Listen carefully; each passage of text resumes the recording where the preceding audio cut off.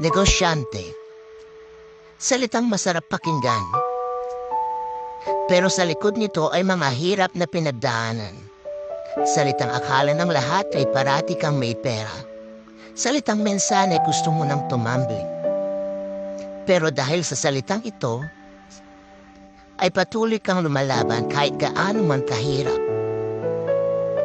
Dahil ikaw ay isang negosyante na patuloy pang nanangarap sa ikakaganda ng negosyo mo.